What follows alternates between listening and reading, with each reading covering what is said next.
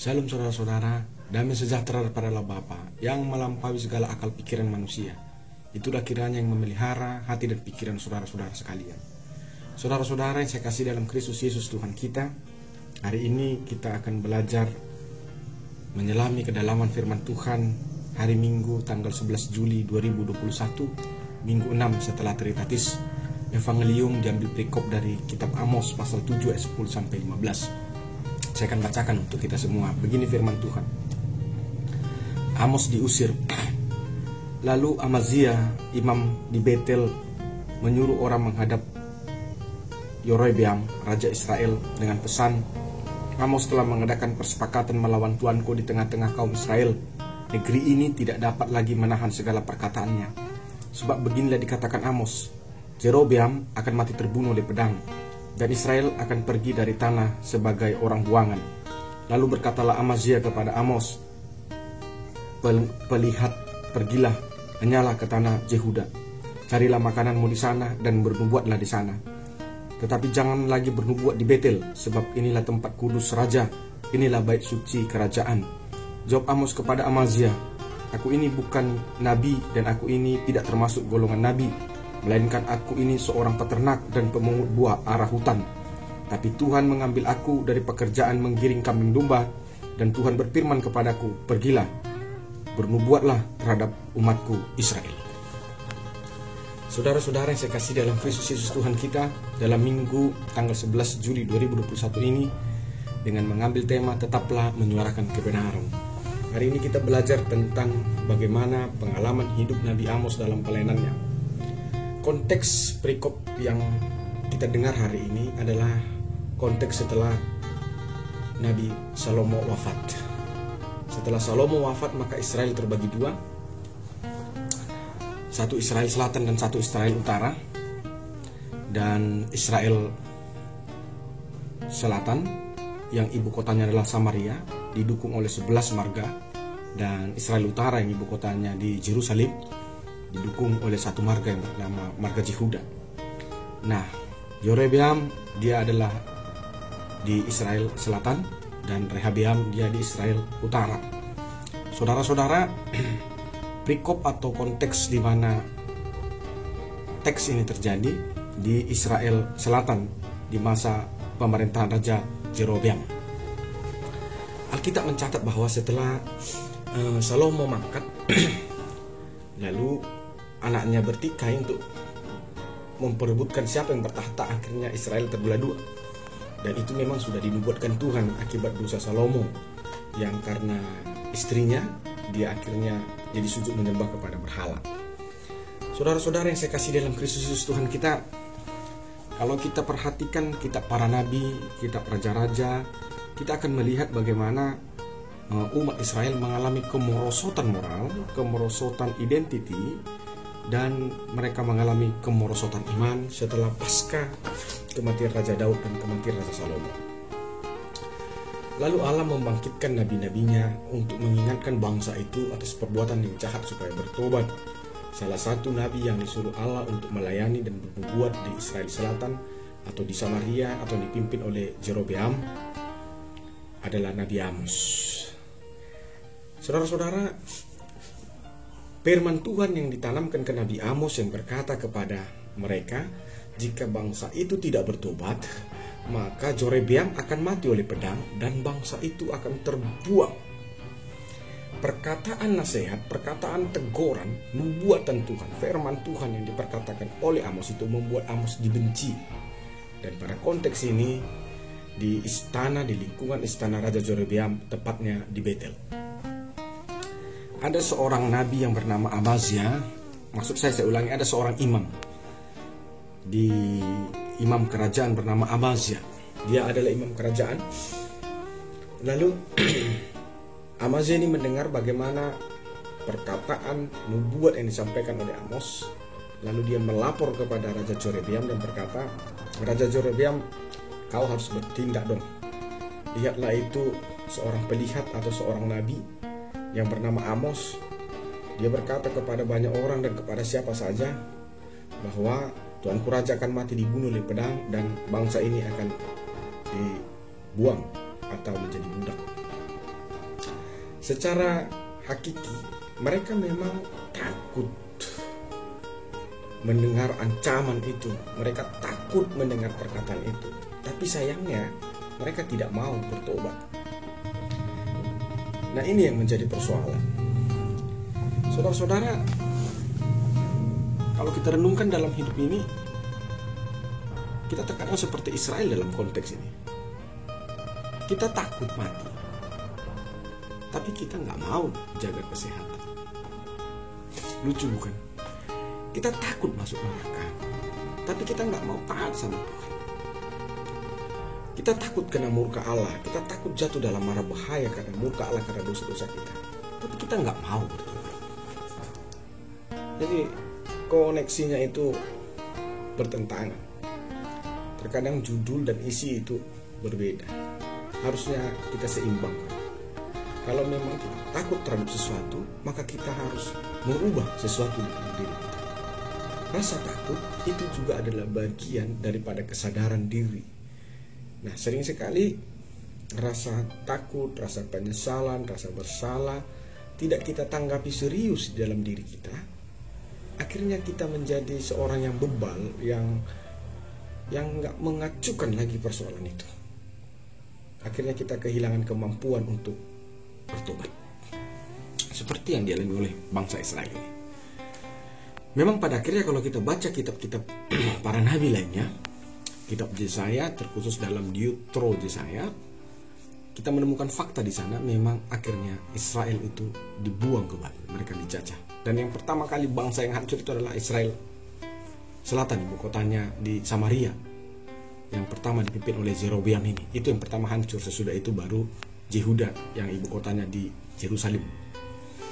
Saudara-saudara, poin yang mau diambil sesuai dengan tema kita adalah tetaplah menyuarakan suara kebenaran. Melalui kisah Nabi Amos kita melihat bahwa ada tantangan yang dihadapi Nabi Amos. Dan tantangan itu bukan persoalan tantangan ekonomi saja, bukan persoalan tantangan perasaan saja. Amos juga mengalami tantangan kematian. Karena Amos ini bersengketa dengan orang nomor satu di Israel, yaitu Raja Jerobeam. Kebetulan Raja Jerobeam ini berpihak kepada imamnya si Amazia ini. Nah, saudara-saudara yang saya kasih dalam Kristus Yesus Tuhan kita, tidak ada kebenaran yang tidak melewati tantangan.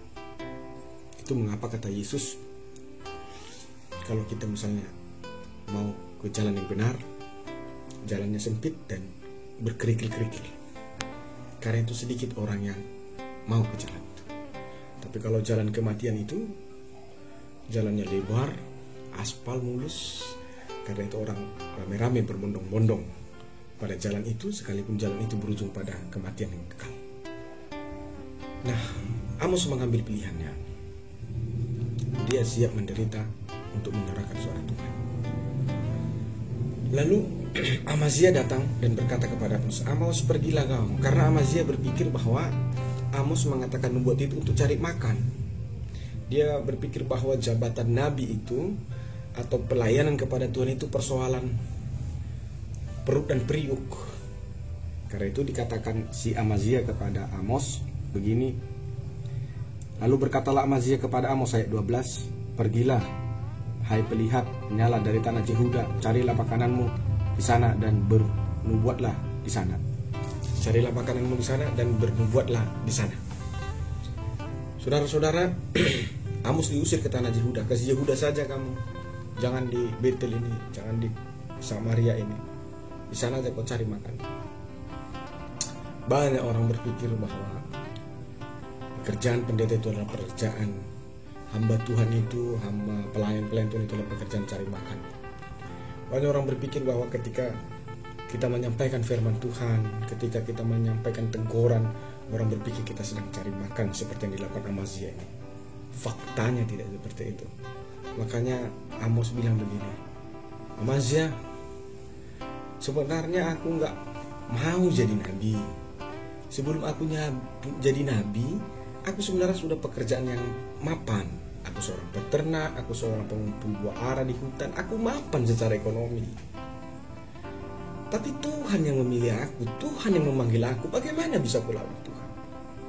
Lalu Tuhan mengatakan, pergilah, sampaikanlah firmanku kepada umatku Israel. Saya mewakili Amos pada konteks masa kini. Saya mewakili para hamba-hamba Tuhan yang betul sungguh-sungguh melayani Tuhan. Saya mau katakan kepada saudara semua, bahwa suara kenabian yang diberitakan di mimbar itu bukan untuk mengisi perut kami, bukan untuk cari makan, tapi memang itu adalah tugas tanggung jawab yang harus disampaikan, yang harus diberitakan. Sehingga kita tidak boleh mengukur perkataan-perkataan itu dengan perkataan-perkataan Tuhan itu dengan materi. Saudara berdosa dalam hal itu. Kalau saudara tersentuh dengan firman Tuhan dan merasa tertegur dan terinsaf, lalu ada yang menggerakkan hati saudara untuk beri. Kalau saudara nggak mau beri, jangan beri. Tidak ada yang memaksa. Tapi jangan pula saudara berpikir bahwa saudara memberi agar saudara bisa memonopoli, mengendalikan dan menguasai hamba Tuhan itu. Saudara akan celaka nanti. Jadi dengan tegas bahwa sebenarnya menjadi pelayan Tuhan, menjadi hamba Tuhan, menjadi pekerja Tuhan, sebenarnya itu adalah persoalan nothing choice. Tidak ada lagi pilihan. Namanya pun Tuhan sudah suruh. Andai kata bisa memilih, kita akan pilih sama seperti Amos. Tuhan memilih Amos sebagai nabinya bukan dalam kondisi dia pengangguran dan tidak punya pekerjaan. Tuhan memanggil Amos menjadi nabinya bukan dia dalam keadaan tunawisma yang gak punya rumah atau dia sebagai gelandangan. Tidak. Tuhan memanggil Amos, memilih Amos menjadi nabinya saat ekonominya mapan. Dan sebenarnya Amos bergumul menjadi nabi Tuhan atau menjadi pembisnis sukses. Ada banyak Amazia di tengah-tengah gereja, di tengah-tengah masyarakat sekarang, yang menggiring opini banyak orang untuk memahami bahwa pembawa firman Tuhan itu adalah cari makan. Saudara-saudaraku, sahabat-sahabatku yang dikasihi Tuhan Yesus Kristus, mari pandanglah pekerjaan-pekerjaan Tuhan dari sudut pandang Tuhan. Jangan pandang pekerjaan-pekerjaan Tuhan dari sudut pandang dunia ini.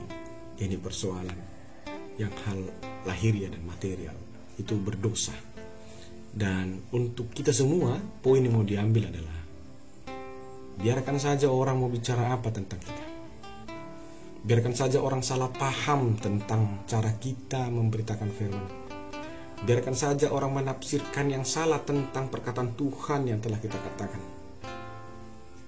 Yang pasti kita tidak boleh berhenti, tidak boleh patah semangat, tidak boleh kendor untuk mensuarakan suara mimbar, mensuarakan suara kebenaran, mensuarakan suara kenabian. Itu yang diinginkan teks ini untuk kita kerjakan.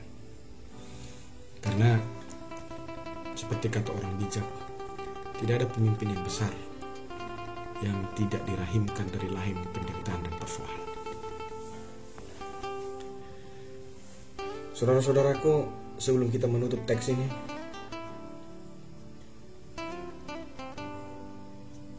ketika dikatakan suarakanlah suara kebenaran, itu sama saja mengatakan bahwa Tuhan memanggil kita agar kita tidak melakukan tindak pembiaran terhadap sesuatu yang salah. Kenapa suara kebenaran harus disuarakan? Agar tidak terjadi pembiaran terhadap sesuatu yang salah. Jika yang salah itu dibiarkan, maka dia akan berubah menjadi kebiasaan.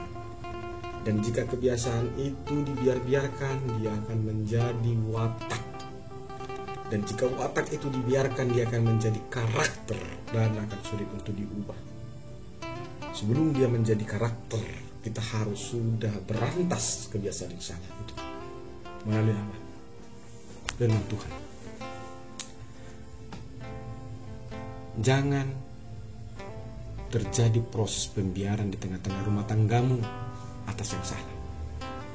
Jangan engkau memakai dalil-dalil kasih sayang, kebaikan, cinta kasih, tetapi engkau membiarkan yang salah terjadi pada anak-anakmu. Engkau harus tegur itu supaya tidak menjadi karakternya yang salah itu. Di tengah-tengah gerejamu, jika engkau melihat yang salah, jangan biarkan, jangan kau takut gara-gara dia orang kaya, orang punya pangkat dan segala macam. Tapi kalau orang sama orang miskin, kuat-kuat suaramu, jadimu menunjuk-nunjuk. Tidak, kau harus tegur itu, agar kebiasaan yang salah itu yang ada di tengah-tengah gerejamu itu tidak menjadi karakter dan watak. Dan sebelum saya tutup perikop ini, muara daripada firman Tuhan ini ketika berkata remanya, tetaplah suarakan suara kebenaran, sama saja dengan mengatakan seperti ini. Jangan lakukan kebiasaan, tapi lakukanlah kebenaran. Saya lebih enak menggunakannya dalam bahasa Batak yang berbunyi seperti ini. Unang ulahon hasomalan, ale ulahon mah hasitongan. Tuhan Yesus memberkati. Shalom.